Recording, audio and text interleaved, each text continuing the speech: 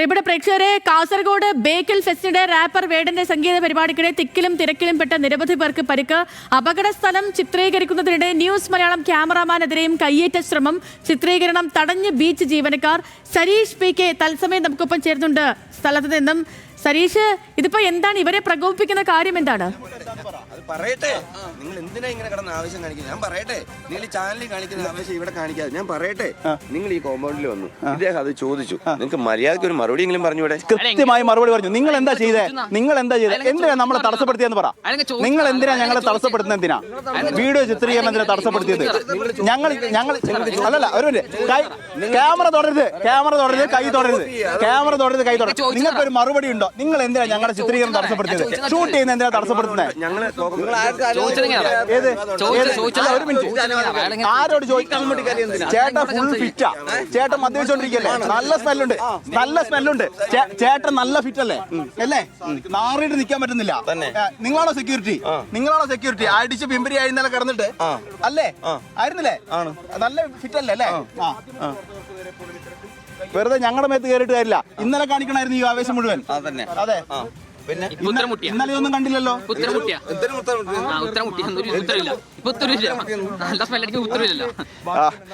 സേതു, ഇന്നലെ ഈ പ്രശ്നമുണ്ടായി. ഇന്ന് രാവിലെ ചിത്രീകരണത്തിന് വരുന്നത് നമ്മൾ ഇതുമായി ബന്ധപ്പെട്ട ചെയർമാനുമായും BRDCയുടെ ചെയർമാനുമായും സംഘാടക സമിതി ചെയർമാനുമായും ഒക്കെ സംസാരിച്ചതാണ്.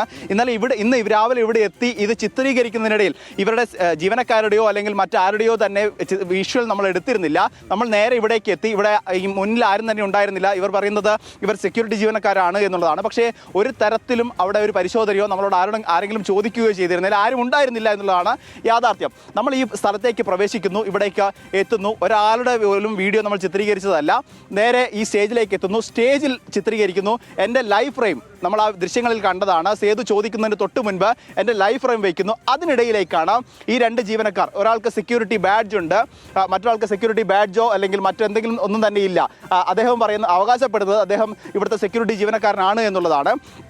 ഇവർ രണ്ടുപേരും എത്തുന്നു, നമ്മളെ തടസ്സപ്പെടുത്തുന്നു, ക്യാമറ ചിത്രീകരിക്കുന്നതിൽ നിന്ന് തട്ടിമാറ്റുന്നു, ക്യാമറ ഉൾപ്പെടെ തട്ടിമാറ്റുന്ന ഒരു സാഹചര്യം. പിന്നീട് ഒപ്പം തന്നെ ഇവർ നമ്മളോട് പറയുന്നത് ഇവരോട് അനുമതി ചോദിക്കാതെയാണ് പ്രവേശിച്ചത് എന്നുള്ളതാണ്. പക്ഷേ നമ്മൾ ആദ്യം തന്നെ പറഞ്ഞതാണ്, ഈ സംഘാടക സമിതി ചെയർമാനുമായും ഒക്കെ നമ്മൾ ഇന്നലെ സംസാരിച്ചതാണ്. സ്വാഭാവികമായും ഇത്തരത്തിലൊരു അപകടം നടക്കുമ്പോൾ മാധ്യമപ്രവർത്തകർ എത്തുന്നതും അത് വാർത്ത കൊടുക്കുന്നതും ഒക്കെ പതിവുള്ള കാഴ്ചയാണ്. പക്ഷേ ഇവർ ഇപ്പോഴും പറയുന്നത്, നമ്മൾ ഇതിൽ ഒരു ജീവനക്കാരൻ നമ്മളിപ്പോൾ നമ്മളുടെ ഫ്രെയിമിൽ അദ്ദേഹം ഇന്നലെ വളരെ രീതിയിൽ മദ്യപിച്ചിട്ടുണ്ട് എന്ന കാര്യത്തിൽ ഒരു സംശയവുമില്ല. കാരണം അടുത്തേക്ക് പോകാനാകാത്ത രീതിയിൽ ആ ദുർഗന്ധം, ആ മദ്യത്തിൻ്റെ മണം അദ്ദേഹത്തിൽ നിന്നും വമിക്കുന്നുണ്ട്.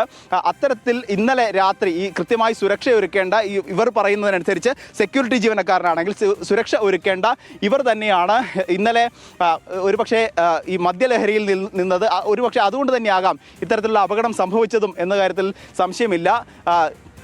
എന്തായാലും ഇപ്പോൾ നിലവിൽ ഇവരെല്ലാം തന്നെ ഇവിടെ നിന്ന് മാറിയിട്ടുണ്ട്. ഇന്നലെ അപകടം സംഭവിച്ചതിൽ കൃത്യമായി ഇടപെടൽ ഉണ്ടായിട്ടില്ല എന്ന കാര്യത്തിൽ ഒരു തർക്കവുമില്ല. നമ്മൾ ആ ദൃശ്യങ്ങളിൽ കാണാം, ഈ ബാരിക്കേഡ് എന്ന രീതിയിൽ ഈ സൈഡിൽ നിരത്തിയ എല്ലാ നമ്മൾ ഈ ഫ്രെയിമിൽ കാണുന്ന ഈ രണ്ടുപേരല്ലാതെ, ഈ സെക്യൂരിറ്റി ജീവനക്കാരല്ലാതെ വേറെ ആരെങ്കിലും അവിടെ ഉണ്ടോ?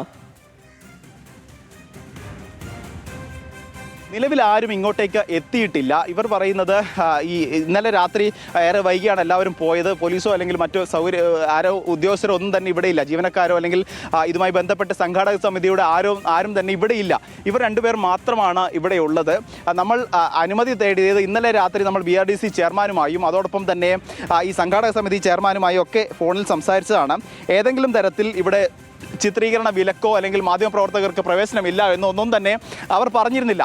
അതോടൊപ്പം തന്നെ ഇത്തരത്തിലൊരു അപകടം നടക്കുമ്പോൾ സ്വാഭാവികമായും ആളുകൾ എത്തുകയും മാധ്യമപ്രവർത്തകർ എത്തുകയും അത് ചിത്രീകരിക്കുകയും ചെയ്യുന്നത് സ്വാഭാവികമാണ്. പക്ഷേ ഇന്നലെ ഉണ്ടായ വീഴ്ച അത് മറച്ചു വയ്ക്കുക, അത് പുറം ലോകം അറിയരുത് എന്ന് കൃത്യമായി ഇവർക്ക് ഒരു ലക്ഷ്യമുണ്ട്. അതുകൊണ്ട് തന്നെയാണ് നമ്മളുടെ ഈ ചിത്രീകരണം ഉൾപ്പെടെ ഇപ്പോൾ തടഞ്ഞിരിക്കുന്നത്. മറ്റു മാധ്യമപ്രവർത്തകർ കൂടി, ആദ്യം നമ്മൾ മാത്രമാണ് ഇവിടെ എത്തി ലൈവിലേക്ക് പോയത്. അതിന് തൊട്ടു പിന്നാലെ മറ്റ് മാധ്യമപ്രവർത്തകർ കൂടി വരികയും ഈ വിഷയത്തിൽ ഇടപെടുകയും ചെയ്തതോടെയാണ് ഇപ്പോൾ ഇവർ മിണ്ടാതിരിക്കുന്നത് എന്ന് കൃത്യമായി പറയാം. എന്തായാലും നിലവിലെ ഒരു സാഹചര്യത്തിൽ ഇവർ മാധ്യമപ്രവർത്തകരെ കയ്യേറ്റം ചെയ്യുന്ന ഒരു സാഹചര്യത്തിലേക്ക് വരെ പോയി നമ്മുടെ ക്യാമറ ചിത്രീകരണം തടസ്സപ്പെടുത്തുകയും ക്യാമറ തട്ടിമാറ്റുകയും ചെയ്യുന്നൊരു സാഹചര്യത്തിലേക്കൊക്കെയാണ് പോയിട്ടുള്ളത്. ഇന്നലെ ഇവരുടെ ഭാഗത്തു നിന്നുൾപ്പെടെ ഈ സെക്യൂരിറ്റി ജീവനക്കാരുടെ ഭാഗത്തു നിന്നുൾപ്പെടെ വലിയ വീഴ്ചയുണ്ടായിട്ടുണ്ട്. അത് മറച്ചു വയ്ക്കാനുള്ള ഒരു തിരക്കാണ് ഇവരുടെ ഭാഗത്തു നിന്നുള്ളത് എന്ന കാര്യത്തിൽ സംശയമില്ല. നിശ്ചയമായും സരീഷ്. ഓക്കെ, സരീഷ് പിക്കാണ് വിവരങ്ങൾ നൽകിയത്.